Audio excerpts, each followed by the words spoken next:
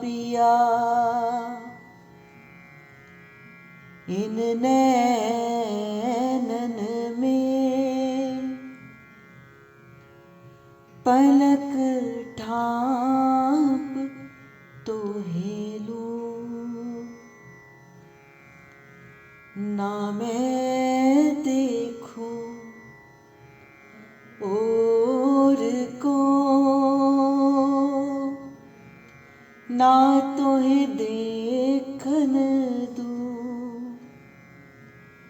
ना मैं देखूं और को ना तोहे देखन दूं। श्री जी की पावन कृपा से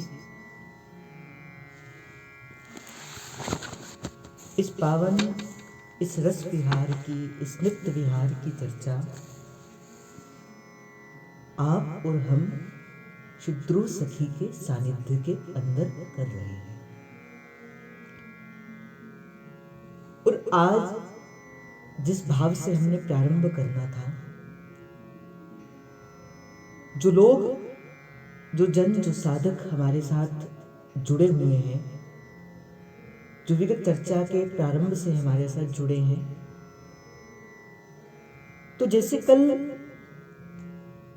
श्री ध्रुवदास जी महाराज ने कहा कि किस प्रकार के रसिक होते हैं और कैसा रसिकों का भाव होता है। आज रसिकों के चित्त की स्थिति और वृंदावन में वास कर रहे रसिकों का हृदय कैसा होता है, श्री ध्रुवदास जी महाराज आज उन रसिकों की रहने और कहने के बारे में हम सभी को बताएंगे। तो जैसा मैं आपसे कहता हूं कि देखो, इस भाव से आना कि मैं कुछ कह नहीं रहा, आप कुछ सुन नहीं रहे। हम दोनों मिलकर श्री ध्रुव सखी की कुंज में जाकर और जैसा जैसा श्री ध्रुव सखी जी इन रसिकों के भाव का प्रसाद हमें समझाते जाएंगे, ऐसा ऐसा प्रसाद जो है वो हम ग्रहण करते जाएंगे। तो जब मैं अभी प्रारंभ से पहले विचार कर रहा था कि रसिकों के चित्त की स्थिति कैसी होती है, कैसा एक रसिक का हृदय होता है, तो मैं विचार कर रहा था मैं प्रारंभ कहां से करूं, कैसे इस भाव का प्रारंभ करूं। क्योंकि देखो, प्रभु के नाम रूप लीला और गुण गाए जा सकते हैं, संभव है, किंतु रसिकों के हृदय के भाव जो है, या तो वो रसिक जानता है या तो प्रेम प्रभु जानते हैं, या तो केवल प्रभु जानते हैं या जिसके हृदय के अंदर वो प्रेम प्रकट हुआ होगा या तो वो जानता होगा। तो जैसे श्री ध्रुवदास जी महाराज ने शुरू में कहा कि कदाचित डिठियों के थाने, कि इस प्रेम की वार्ता करने का अधिकारी तो नहीं, पर हां मैं दृष्टता कर रहा हूं। और किसके बल पर, कोई कहे कि भाई किसके बल पर आप ये दृष्टता करते हो, तो ध्रुवदास जी महाराज कहते हैं, कुंवरी किशोरी नाम सो उपजो दृढ़ विश्वास, करुणामयी मृदु चित्त अति जाके बड़ी जिया। कि किसके बल पे दृष्टता करते हैं, तो प्यारी जी के नाम के बल पर इस बात की हम दृष्टता करते हैं कि प्रेम का, आगे श्री ध्रुवदास जी महाराज कहेंगे प्रेम में गोष्ठी का, कि जब प्रेम है तो प्रेम में कहना और सुनना कहाँ होता है। प्रेम तो अनिर्वचनीय, अनुभव रूप प्रेम कैसा है जिसे कहा नहीं जा सकता। प्रेम कैसा है जिसे केवल और केवल अनुभव किया जा सकता है। पर आज श्री सुकुमारी प्यारी लाडली जी की कृपा से इस प्रेम की रसवार्ता का चिंतन जो है वो हम करने जा रहे हैं। तो जब रसिकों के चित्त की स्थिति का आज प्रारंभ करना था, तो मेरा मन चिंतन कर रहा था मैं कहाँ से प्रारंभ करूं, कहाँ से इस भाव का प्रारंभ हो। तो चिंतन करते करते अकस्मात ये पंक्ति मेरे हृदय के अंदर आ गई कि आप पिया इन नैनन में पलक ढाप तो हेलूं। और रसिक क्या करता है, रसिक भी तो ये कहता है भाई देखो, जैसी आपकी दृष्टि होगी वैसी ही आपको सृष्टि मिलेगी। और सबसे पहला जो दोष है जो आपके हृदय के अंदर आता है वो कहां से आता है, वो आंखों से ही आता है। जब आप कोई बुरा देखते हो और जैसी आपकी दृष्टि होगी वैसे आपके मन की स्थिति होगी।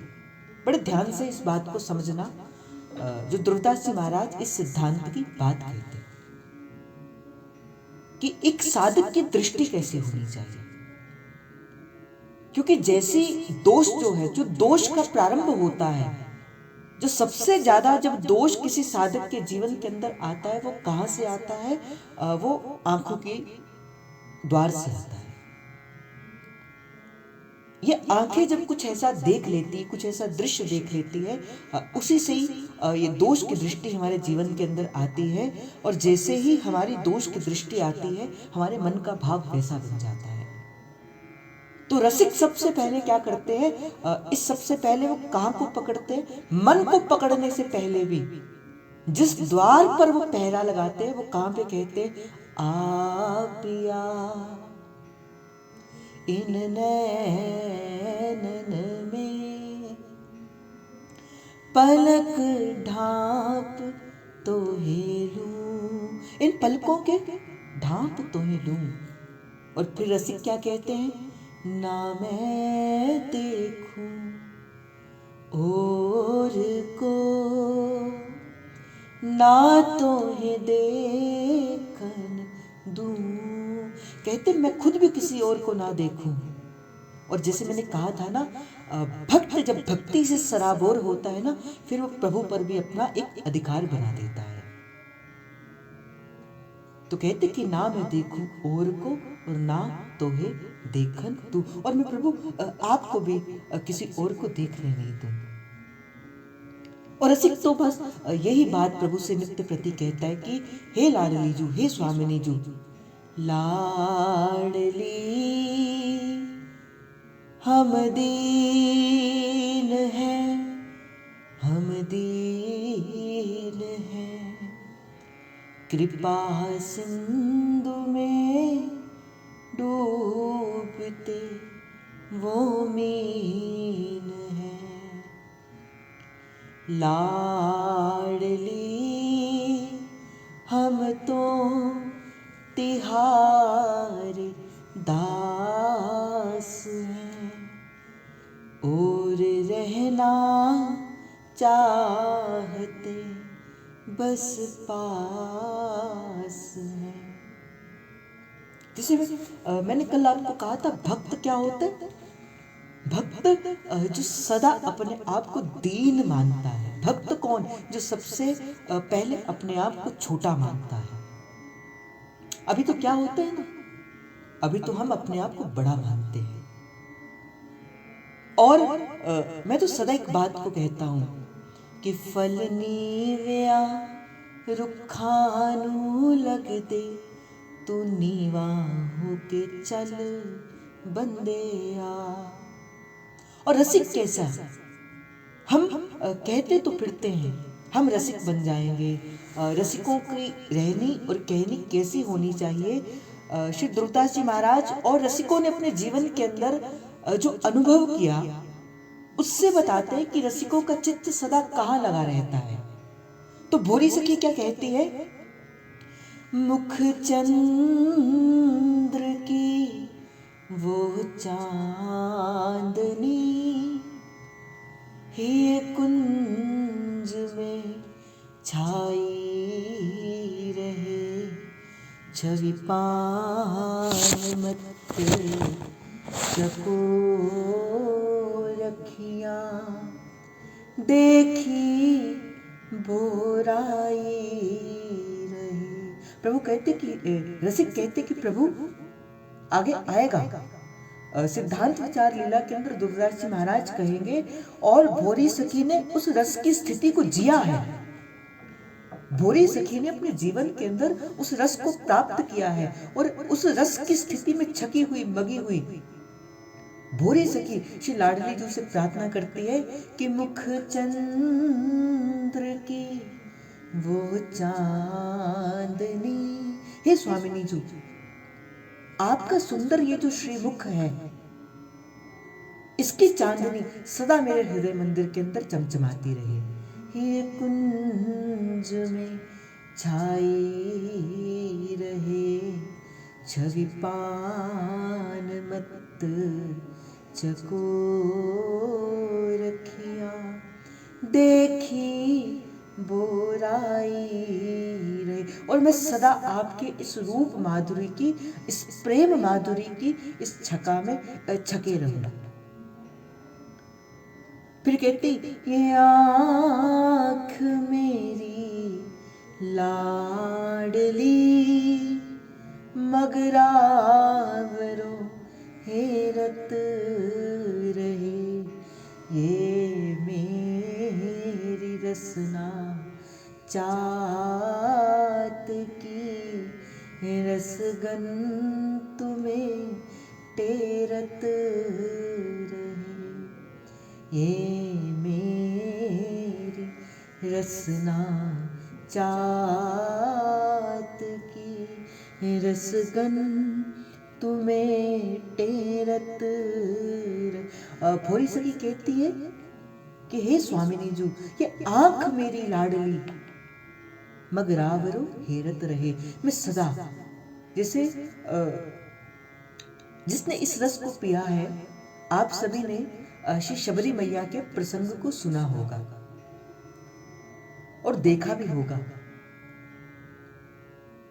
कि क्या कहा था गौतम ऋषि ने शबरी मैया से कि हे शबरी, तू प्रतीक्षा करना, तेरे घर राम आएंगे।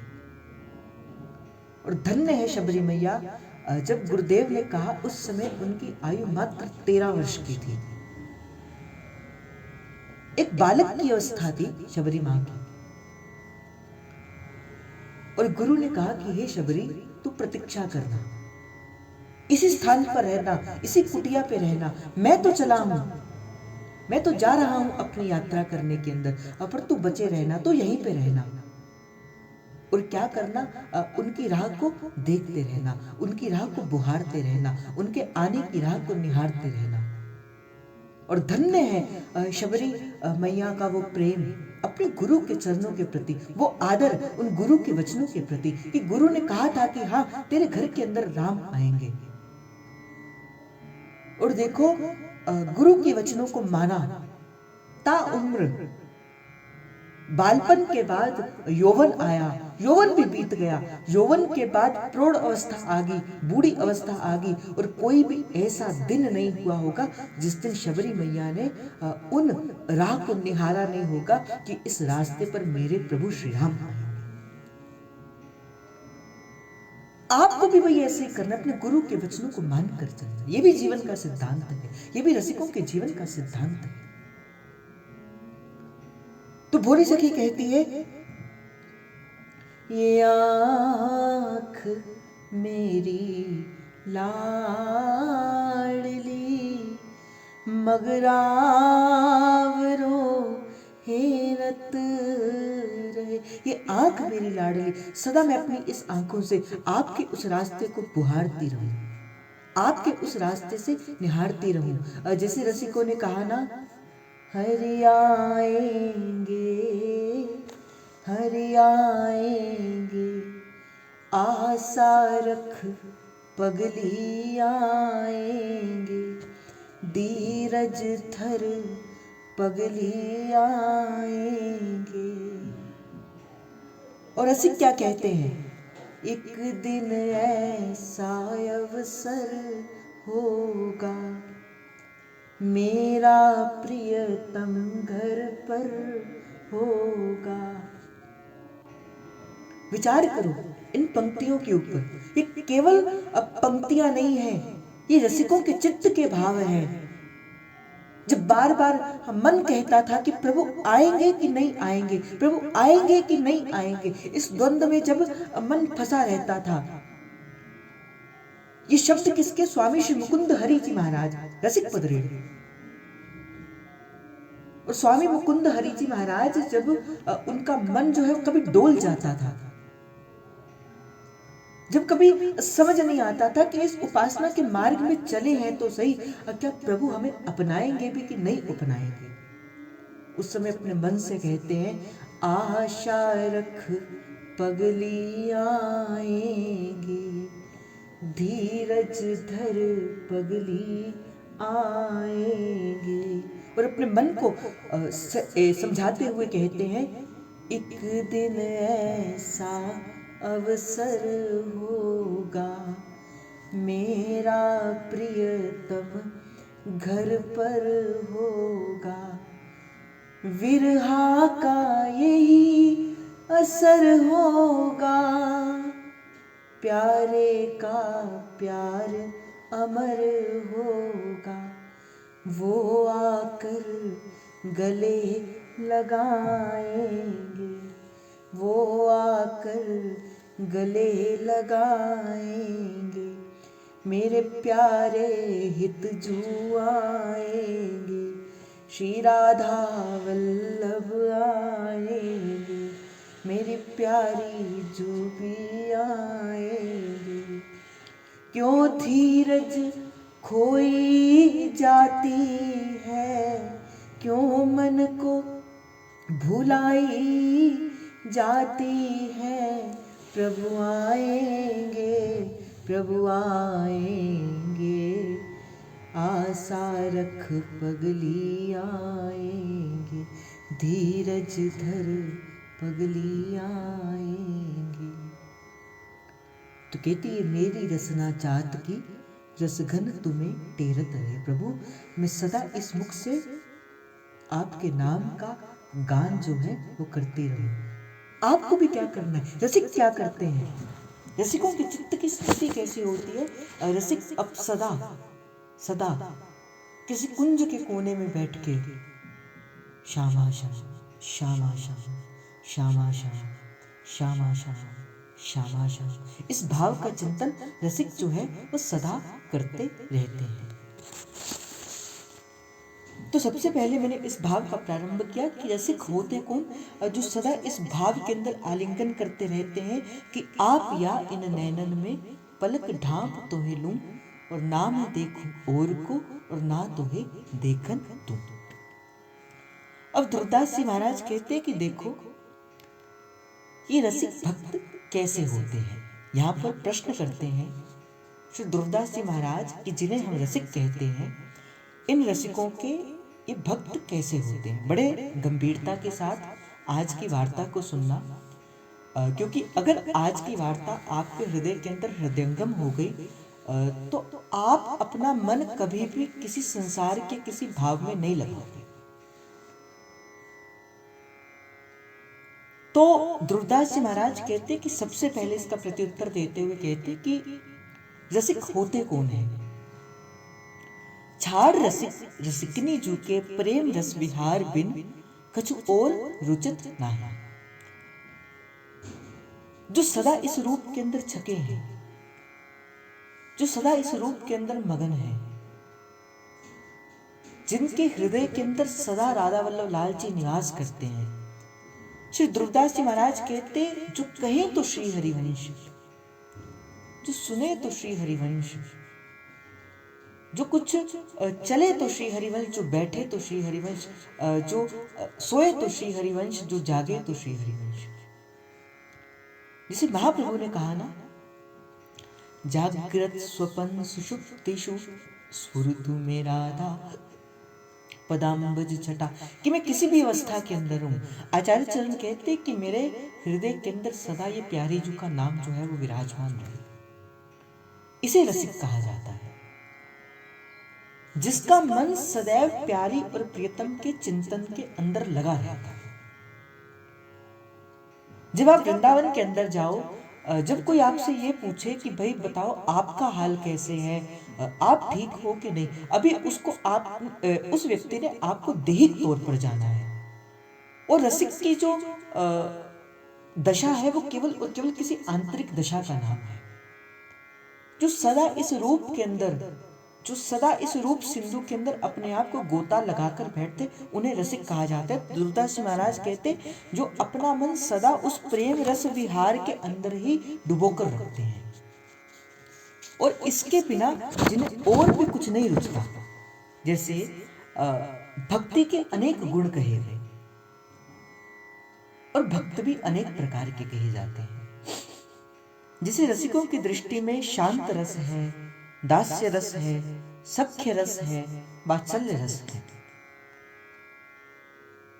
ये 4 प्रकार के रस जो है वो कहे गए। एक शांत रस होता है जिसमें प्रेमी क्या करता है, शांत भाव से प्रभु का भजन करता है। एक दास्य भाव होता है, एक दास्य की बाती कि प्रेमास्पद मेरा सर्वस्व है और मैं उनकी दासी हूं। इस भाव से कुछ रसिक जो है वो प्रभु का भजन करते हैं। एक सख्य भाव है जिसे सखी उपासना कहा जाता है। एक कोई ऐसे रसिक भी हैं जो रसिक भाव से शिवप्रिया लाल को लाल लड़ाते हैं, और एक भाव ऐसा होता है जिसे वात्सल्य भाव कहा जाता है। एक ऐसे रसिक भी होते हैं जो प्यारी जी को वात्सल्य का भाव लड़ाते हैं।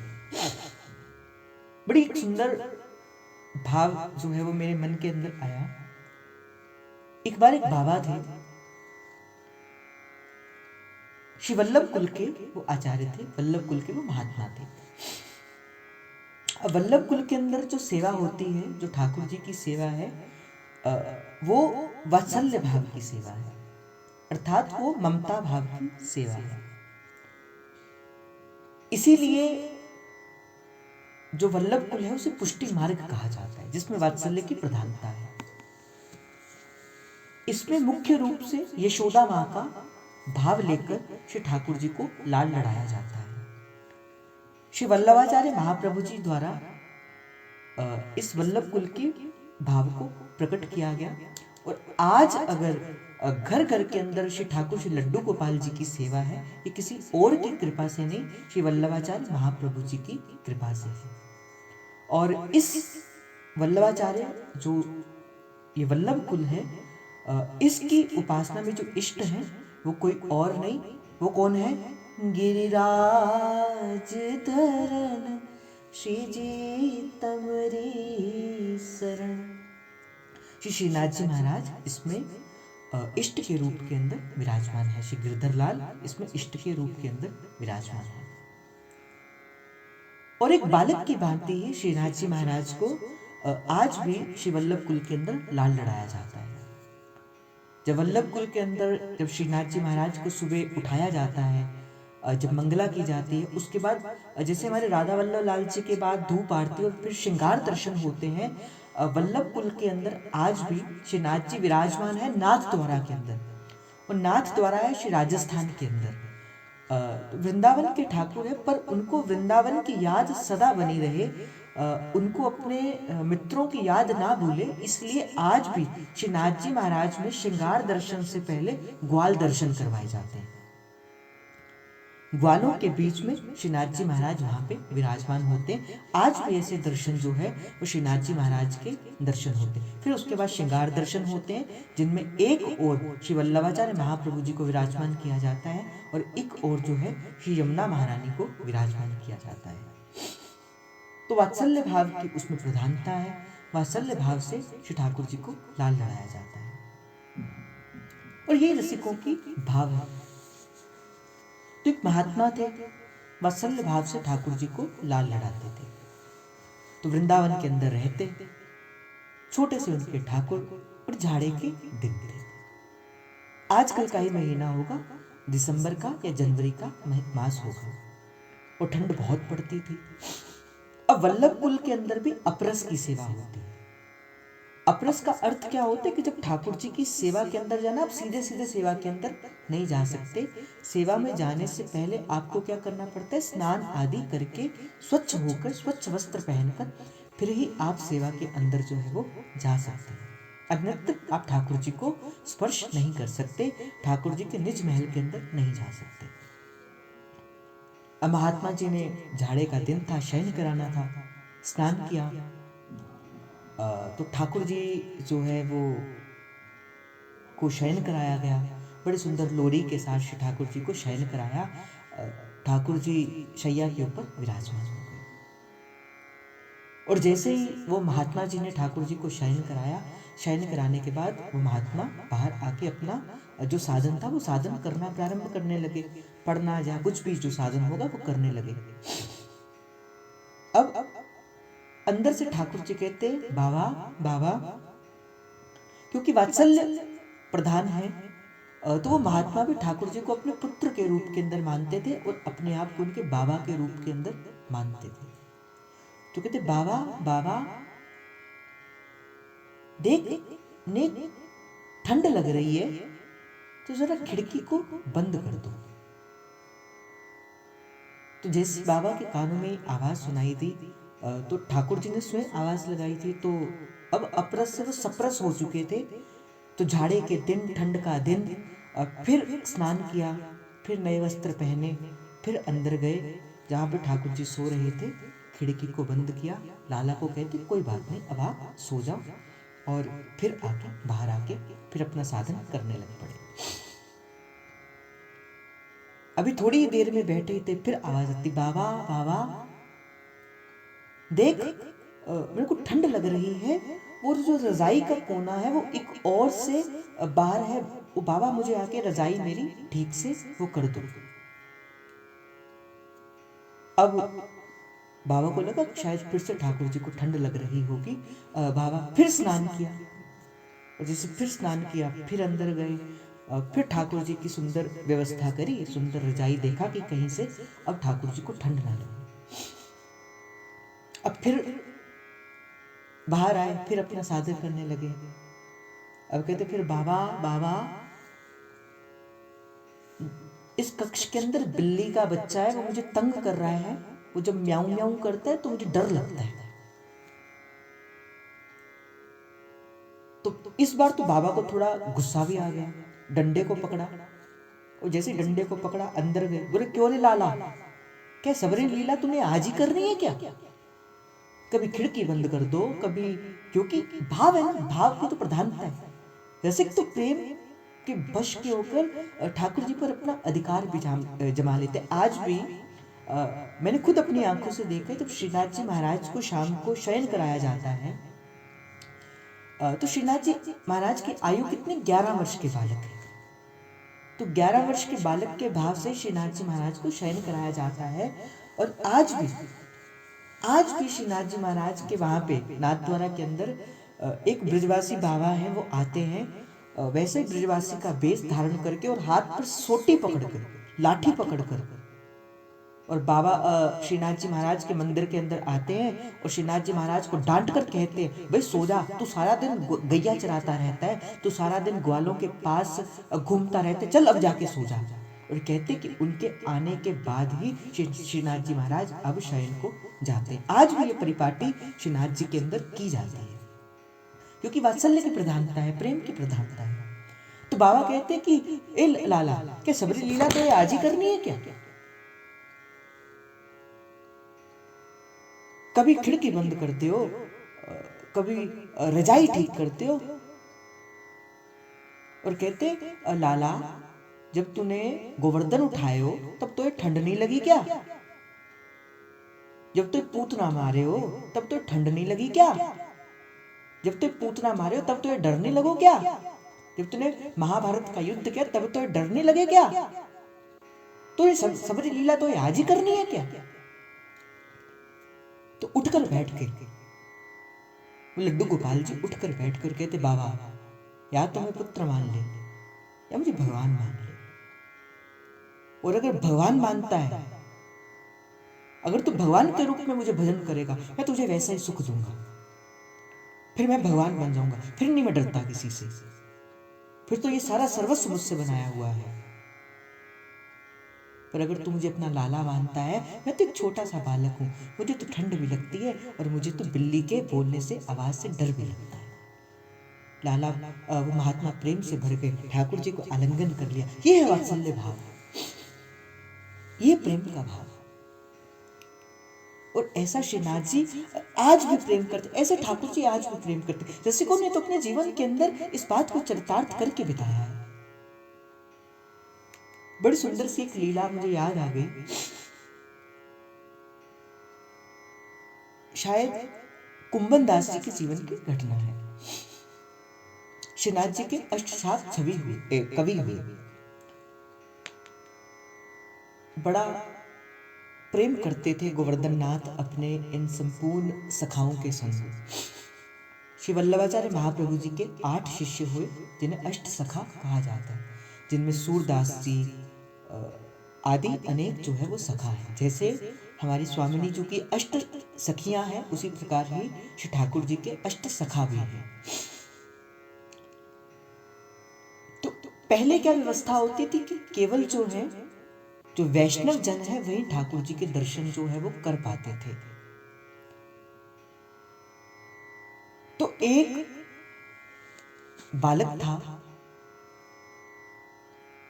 तो उसकी जो जाति थी वो थोड़ी सी छोटी थी।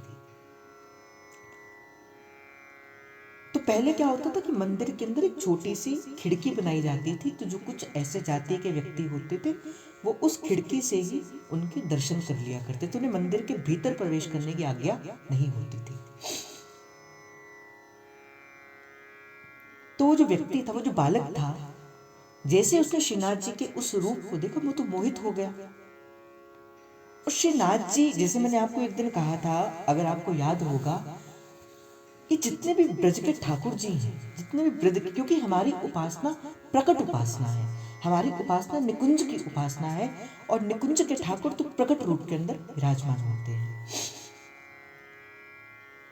तो जैसे ही उस बालक ने श्रीनाथ जी के उस रूप, सुंदर रूप को देखा, तो इशारा करके कहते चल बाहर आ जा, बाहर आ जा, ऐसे इशारा करके कहते बाहर आ। श्रीनाथ जी अंदर से कह रहे, बोले क्या करेंगे? बोले खेलेंगे, हम जाकर खेलेंगे। और बार बार वो इशारा कर रहे श्रीनाथ जी महाराज को। इधर जय जय महाराज ने, गोसाई जी ने मंदिर के पट बंद कर दिए, वो बार बार इशारा कर रहे हैं। श्रीनाथ जी महाराज भी बाहर जाना चाहते हैं। क्यों?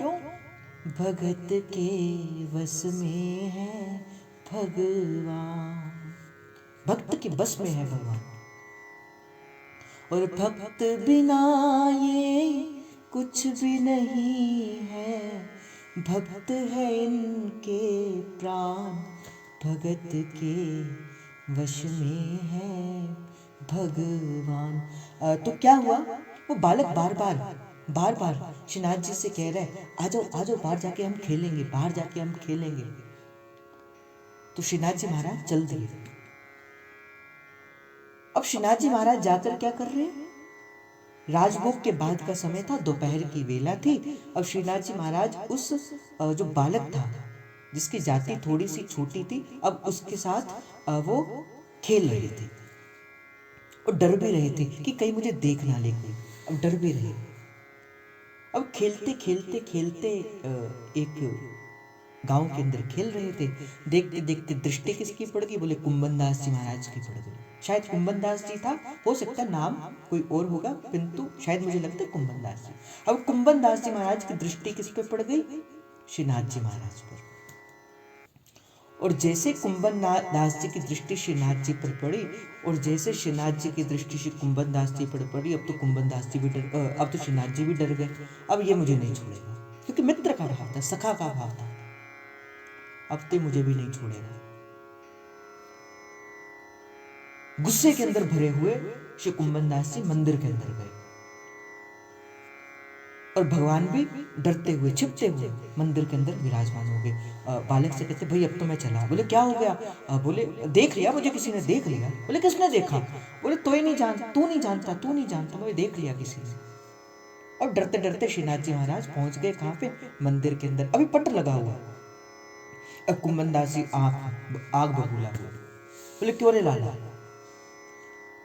हम जब तेरी सेवा में आते हैं तो तू नहीं देखता झाड़े का दिन है, तू नहीं देखता धुंध पड़ रही है, तू नहीं देखता बिन नहाए तो हम तेरी सेवा में जा नहीं सकते, और तू यहां सारे मजे खुद ले रहा है, तू वहां जाके खेलता है। और डांट लगाना प्रारंभ कर दी कुंभन दास जी महाराज ने। किनको? श्रीनाथ जी महाराज को। अब कुंभन दास जी डरे, बोले चल बाहर। बोले कहाँ चलेगा? बोले चल, जब हम तेरी सेवा में नहा कर जाते, बोले तू भी हमारी सेवा में नहा कर आएगा, ऐसे में तो ये अंदर नहीं जाने दूंगा। हाथ पकड़ लिया, मंदिर में जाने लगे थे, हाथ पकड़ लिया। अब श्रीनाथ जी महाराज कहते नहीं नहीं मैं नहीं नहाऊंगा। अब कुंभन दास जी कहते बोले नहीं नहाना पड़ेगा। बोले मैं नहीं नहाऊंगा। बोले क्यों नहीं नहाएगा? बोले ठंड के दिन ना, तू पागल है? कुंभन दास जी कहते ना, क्योंकि मित्र भाव था ना, प्रेम भाव था, वात्सल्य भाव था, सख्य भाव था। बोले नहीं। तो कुंभन दास जी ने कहा बोले क्यों? बोले ठंड के दिन है, तू पागल है, अगर मुझे कुछ हो गया तो फिर? तो कुंभन दास जी कहते नहीं नहीं तुझे तो नहाना पड़ेगा। खींचा और कहां पर ले गए? वहां पर एक नदी बह रही थी, तो उसके बाद जाकर बोले चल गोता लगा। और श्रीनाथ जी कहते ना मैं नहीं लगाऊंगा। बोले लगाता कि नहीं लगाता? तो श्रीनाथ जी कहते बोले मैं नहीं लगाऊंगा। तो बोले चल ठीक है, तो मैं भी ब्राह्मण हूं, हम संकल्प से किसी को पवित्र कर देते हैं, चीटा देके किसी को पवित्र कर देते हैं। और तू क्या करना, तू ऐसे करके बैठ जाना, मतलब ऐसे करके बैठ जाना, पैरों के बल तू नदी के किनारे में बैठ जाना, और क्या करना, हाथ जोड़कर नदी का आचमन ले लेना, और मैं मंत्र पढ़ दूंगा, मैं तुझे क्या कर दूंगा, पवित्र कर दूंगा। ओम पवित्रो पवित्राहा। तो हाँ श्रीनाथ जी कहते हाँ इतना मैं कर सकता हूँ, नहाने को मत बोलना, हाँ मैं आचमन करके मैं पवित्र हो जाऊं, क्योंकि आचमन करने के बाद हम ऐसे छींटा मारते हैं, हाँ इतना मैं कर सकता हूँ। तो जैसे श्रीनाथ जी महाराज आचमन करने के लिए जैसे जल की ओर झुके, अब कुंभन दास जी महाराज के मन में पता नहीं क्या ऐसे करके धक्का देते हैं, और श्रीनाथ जी महाराज सीधे ही नदी के भीतर। और जैसे ही कुंभन दास जी ने धक्का दिया, ठाकुर जी नदी के भीतर, और इधर गोसाई जी महाराज ने वहां पे टकोरा लगा दिया। क्यों मंदिर के अंदर टकोरा लगाया जाता है? कि प्रभु अगर आगे पीछे कहीं हो तो प्रभु उस टकोरे की आवाज, आपने देखा होगा आरती होने से पहले मंदिर के अंदर टकोरा लगाया जाता है। आज भी राधा वल्लभ मंदिर के अंदर, श्री बिहारी जी महाराज के अंदर, हमारे या राधा रमन लाल जी के अंदर आरती से पहले एक टकोरा लगाया जाता है। टकोरे की लगाने का अर्थ क्या होता है कि अगर ठाकुर जी लीला में कहीं आगे पीछे हैं तो टकोरा उनको बताते कि भाई देखो वहां पर गोसाई जी महाराज पट खोलने वाले हैं, आ जाओ, अगर कहीं आगे पीछे हो तो आ जाओ।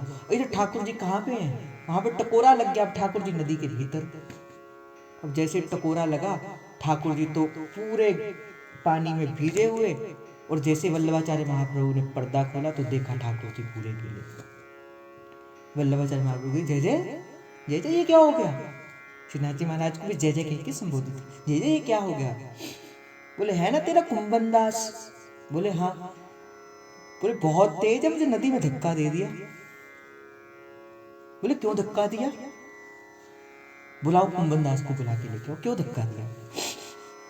तो बोले हाँ हाँ पूछो पूछो, क्यों धक्का दिया, क्यों पूछो। और जैसे कुंभन दास जी को बुलाया गया, बोले क्यों कुंभन दास तुमने धक्का क्यों दिया? अब भगवान डर भी रहे हैं कि कुंभन दास यहाँ पे भी छड़ी लेके मुझे मार ना दे। हाँ पूछो पूछो बाबा, पूछो पूछो क्यों धक्का दिया? और कुंभन दास जी कहते हैं हाँ हाँ पूछो पूछो पूछो क्यों धक्का दिया, पूछो पूछो। इधर भगवान कह रहे डर डर के हाँ पूछो पूछो क्यों धक्का दिया, और इधर कुंभन दास जी कह रहे हाँ जैसे पूछो पूछो इसको क्यों धक्का दिया। हम तो इधर स्नान करो, ये करो, वो करो, अप्रस करो, सप्रस करो, फिर सेवा में जाए, और ये तो बाहर नहा रहा था किसी और के, खेल रहा था किसी और के साथ, और अंदर जाने लगा। मैंने हाथ पकड़ के बोला, बोले पहले शुद्ध हो, स्वस्थ हो, फिर अंदर जाना। अब वल्लभाचार्य महाप्रभु ने हाथ जोड़े, बोले तुम दोनों का प्रेम जो है, जो तुम दोनों का ये अपना साख्य भाव है, मैं इसके बीच में नहीं आऊंगा, ये तो ठाकुर जी को और भक्त की लीला है। तो ऐसे प्रभु अपने भक्त के साथ लीला प्रकट करते रहते हैं।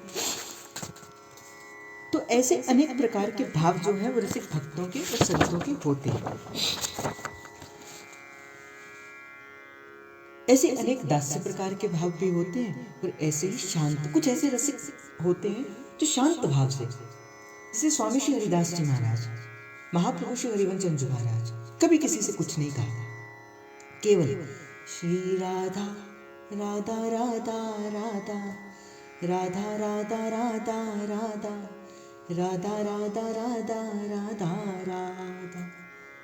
और स्वामी श्री हरिदास जी महाराज, श्याम प्यारी कुंज बिहारी, जय जय श्री हरिदास दुलारी। श्याम प्यारी कुंज बिहारी, जय जय श्री हरिदास दुलारी। तो ये शांत भाव है। तो कहते कि अनेक प्रकार के रसिकों के भाव होते हैं, तो जिनका मन सदा इस रस में पगा रहता है, फिर इस रस के अलावा और कहीं भी किसी रस में जाने का उनका मन करता नहीं, उन्हें रसिक कहा जाता है। अभी तो क्या होता है ना, हमारा मन कहीं ना कहीं संसार के ऊपर भी जाता है और कहीं भगवान के ऊपर भी जाता है। जितना मन अभी हमारा सत्संग के अंदर सुख लेता है, उतना ही मन हमारा किसी पार्टीज में जाके भी सुख लेता है। जितना सुख हमें अभी प्रसाद पाने में होता है, उतना ही सुख अभी हम बाहर पे कुछ और चीज, कोई ऐसा भक्षण पदार्थ खाने में भी मिलता है। तो ये क्या है, अभी मन पूर्णता उस रस का रस स्वादन नहीं कर पाया। तो रसिक भक्त कैसे हैं? श्री दुर्दास जी महाराज कहते, छाड़ रसिक रसिकनी जूके प्रेम रस विहार, जो सदा इस रस विहार के चिंतन के अंदर लगे रहते, मगे रहते, छके रहते हैं, उन्हें रसिक कहा जाता है। और कछु रुचित नाही, और राधा वल्लभ लाल जी के बिना उनको और कुछ भी नहीं जचता।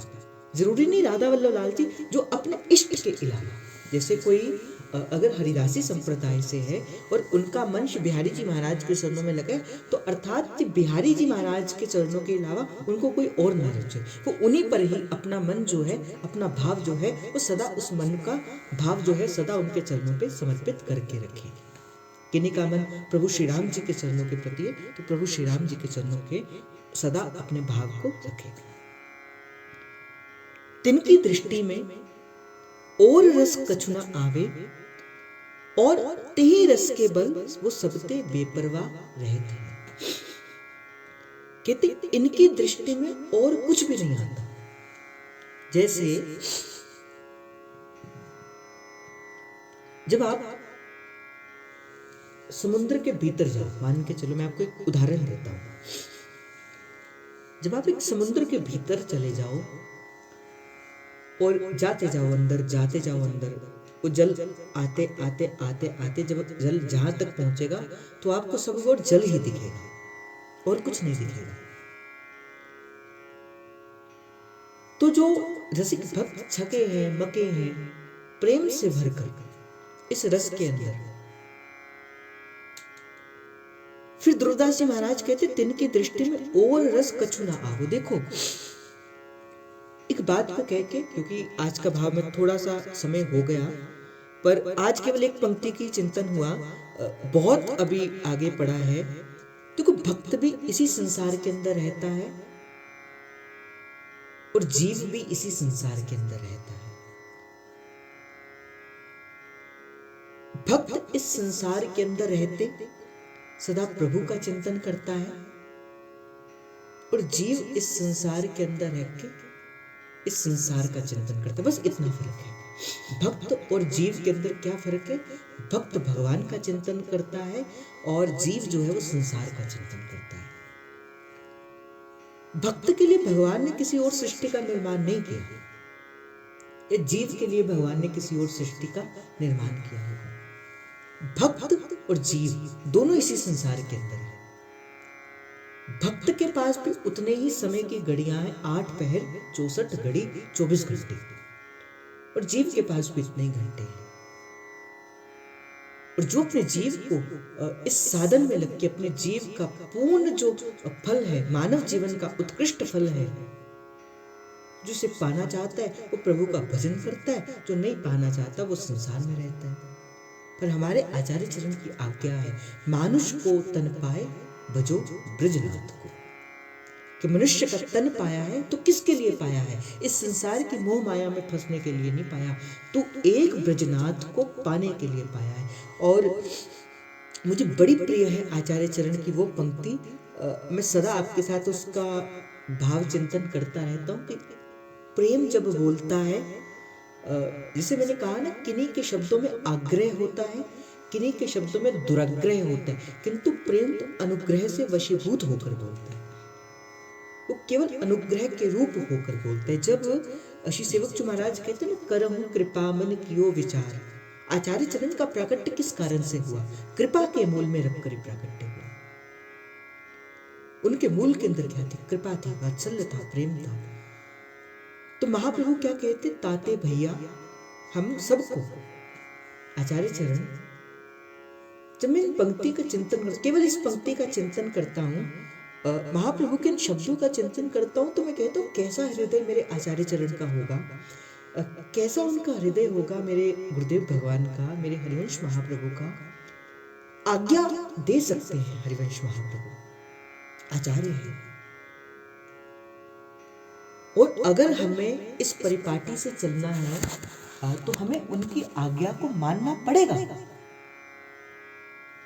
आचरण करोति इति आचार्य, जो आचरण में अपने लाना पड़ेगा। पर कैसी महाप्रभु की बोलन, कैसा उनका हृदय, चिंतन करना, केवल इसी पंक्ति का चिंतन करना। मैं तो कहूंगा कि आप कई कई दिनों तक इस पंक्ति के चिंतन से बाहर ही नहीं निकल पाओगे। जो आचार्य चरण कहते, ताते भैया मेरी सो, स्फुटक वाणी का ये पद है। हम जैसे जीवों को एक संबंध बना देते हैं आचार्य चरण, क्योंकि संबंध बनाया हुआ जीव थोड़ा आगे और बढ़ता है। जैसे जब हम किसी का संबंध बनाते हैं, भाई का संबंध, बहन का संबंध, माता का संबंध, पिता का संबंध, कुछ नहीं तो मित्र का संबंध, तो आचार्य चरण कितने कृपालु हैं, कितने कृपालु हैं, कितने कृपालु हैं। सबसे पहले हमारे साथ अपना संबंध बनाते, ताते भैया, भैया कह के संबंध बनाते, फिर कहते ताते भैया मेरी सो, कि तो अब मेरी सुगंध लग जाए। किसी ने बोला अब क्या कर, जब हम किसी को अपनी सुगंध कब देते हैं? जब हमें लगता है कि अब ये मेरा अपना है और ये मेरी सुगंध को कभी तोड़ नहीं सकता, तो हम उसे अपनी, जैसे मैं आपको कहूँ कि भाई तुम्हें ये कार्य करना है, आपको वृंदावन आना है, आप बोलो नहीं आना, बोले आपको मेरी सुगंध है। अब आप उस सुगंध के बंधन में फंस गए। अब आप किस भी प्रकार से साधन निकाल के, कुछ भी करके आप वृंदावन आओगे, क्यों? क्योंकि मैंने आपको अपनी सुगंध दे दी। तो महाप्रभु कहते तातो भैया मेरी सो, आपको मेरी सुगंध है। बोले क्या? बोले कृष्ण गुण संचु, कि कृष्ण के गुणों का सिंचन करो। अब कृष्ण के गुणों का सिंचन कैसे होगा? सबसे पहले नाम को पकड़ के रखो, नाम छूटे, नाम छूटे तो रूप को पकड़ो। सबसे पहले नाम को पकड़ो, बड़ा आसानी से नाम हाथ में आ जाएगा। नाम छूटे तो रूप को पकड़ो, रूप छूटे तो लीला को पकड़ो, कथा सत्संग में आ जाओ। कथा सत्संग में क्या मिलता है? लीला ही तो मिलती प्रभु की। प्रभु की लीला का गान ही तो होता है सत्संग के अंदर आके। तो सत्संग में आ जाओ, लीला को पकड़ो, पहले नाम को पकड़ो। नहीं नाम को पकड़ा जाता, रूप को पकड़ो, प्रभु के दर्शन करो। नहीं होते दर्शन, कथा कीर्तन के अंदर आ जाओ, किसी संतों का संग कर लो, लीला को अपने हृदय के अंदर धारण करो। और इन तीनों पे मन नहीं लगता तो क्या करो? धाम का वास ले लो। तो नाम, रूप, लीला और धाम, ये चार का चतुष्टय ही क्या है? कृष्ण के गुणों का सिंचन करना। जो आचार्य चरण ने कहा ना, ताते भैया मेरी सो कृष्ण गुण संचु, वो चार कृष्ण गुण संचु करना क्या है? नाम में अवरोहन करना, रूप का ध्यान करना, लीला का गान करना, श्रवण करना, और धाम का वास करना। इसे ही आचार्य चरण क्या कहते हैं? कृष्ण गुण संचु। तो कहते तिनकी दृष्टि में और रस कछु ना आवे। जिनका रस सदा इस रूप के अंदर मगन रहता है। और ध्रुवदास जी महाराज कहते ये रसिक जो हैं, ये रस के बल सबते बेपरवाह रहते हैं। और इसी रस के बल के अंदर वो सबसे अपने आप को बेपरवाह रहते हैं। जैसे अगर आपको याद होगा, कल मैंने भक्ति के 4 गुण बताए थे। अगर आपको याद होगा तो कल यहाँ से भक्ति के 4 गुणों का प्रसाद बताया गया था। वो 4 गुण थे कौन कौन से 4 गुण थे? धर्म, अर्थ, काम और मोक्ष। जिसे भगवान कल यहाँ से इस व्यासपीठ से निवेदन किया गया था कि जब प्रभु किसी पर कृपा करते हैं तो प्रभु क्या कहते हैं, मैं इन्हें 4 फल देता हूं। पर कल यहाँ से एक बात का और निवेदन किया गया था कि जिस पर प्रभु और अनुग्रह करते हैं उसे एक फल और देते। आप में से कोई बता सकता है कि वो 5वां फल कौन सा था? हाँ, वो 5वां फल था भगवत प्रेम का। जिस पर प्रभु बहुत प्रेम करते हैं उसे भगवत प्रेम देते हैं। और आपने देखा होगा कि भगवत प्रेम जिसे स्पर्श करता है फिर उसे संसार का कोई भाव स्पर्श नहीं करता। जो जन हमारे साथ पुराने जुड़े हैं, जब हमने विट्ठल दास जी के चरित्र का गान किया था, आपने देखा होगा जब विट्ठल दास जी महाराज गए श्री द्वारिकाधीश के दर्शन करने के लिए, जब सभी गए द्वारिकाधीश के दर्शन करने के लिए तो विट्ठल दास जी महाराज नहीं गए। तो राजा कहते हैं कि भाई आप क्या अपना कोई और पंथ चलाना चाहते हो जो आप द्वारिकाधीश के दर्शन करने नहीं गए? क्या आप उनको भगवान नहीं मानते? तो विट्ठल दास जी कहते मैंने भगवान ही मानता। मेरी रस उपासना के अंदर महाप्रभु श्री हरिवंश चंद्र महाराज मेरे गुरु हैं और उनकी कृपा से ये 2 भुजा वाले श्री राधा वल्लभ लाल जी वंशीधर ही मेरे इष्ट हैं। और मेरा मन सदा इस रस में पगा रहता है। ये 4 भुजा वाले श्री द्वारिका नाथ के ऊपर भी मेरा मन नहीं चलता। ये द्वारिकाधीश के लिए भी मेरे मन में कोई जगह नहीं है। ये होती है अपने इष्ट के प्रति अनन्यता, जिसे ब्रजवासी संत कहते ना, बोले जो कृष्ण ब्रजते सीमा ते तजहूं, जो ब्रज की सीमा को तज देता है, कहते हम तो उस कृष्ण को भी नहीं पहचानती। हम किस कृष्ण को पहचानती है? जो सदा इस वृंदावन की सीमा के अंदर रहता है, जो सदा इस वृंदावन के अंदर वास करता है। तो कहते हैं कि जिसको ये रस वस्तुता स्पर्श करता है, जिसके हृदय के अंदर ये रस आता है, तो ध्रुवदास जी महाराज कहते ताही रस के बल वो सबते बेपरवाह रहते हैं। और इसी रस के बल के साथ वो सबसे बेपरवाह रहते हैं। उन्हें किसी भी बात की चिंता नहीं रहती। वो उनका मन सदा किस बात पे चिंतन लगा रहता है? राधा रानी के चरण, ठकुरानी के चरण, मन भूल मत जइयो राधा रानी के चरण। और फिर कहते हैं और जहां ताई उतार लीला, तहां तैसो भांति के भक्त है। कहते भगवान ने अनेक अवतार लिए, और जैसे जैसे भगवान ने अनेक अनेक अवतार लिए हैं, उसी प्रकार ही भगवान के अनेक अनेक भक्त भी हुए हैं।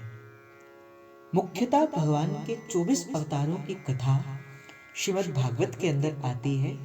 हम उस कथा के चिंतन की ओर तो नहीं जाएंगे क्योंकि वो हमारा विषय नहीं है, पर ध्रुवदास जी महाराज यहाँ पे इशारा करते हुए, संकेत करते हुए आगे बढ़ते हैं कि और जहाँ ताई अवतार लीला, ताऊ तैसी भांति के जितने प्रभु के अवतार हुए हैं उतने भांति के ही प्रभु के भक्त हुए हैं।